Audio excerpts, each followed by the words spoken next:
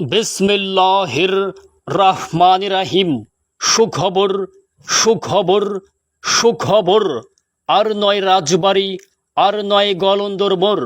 এখন থেকে কুঠির হাট হলুদ বাজার সংলগ্ন উন্মুক্ত ময়দানে নতুন রূপে নতুন সাজে চলে এলো বিসমিল্লাহ চটপটি হাউস। এখানে প্রতিদিন বিকাল ৩টা হতে রাত ১১টা পর্যন্ত চটপটি, ফুচকা, হালিম, গরুর পায়া, বট মিক্সার ইত্যাদি পাওয়া যায়। পরিবারের সকলকে নিয়ে আজই চলে আসুন কুঠির হাট বিসমিল্লাহ চটপটি হাউজে।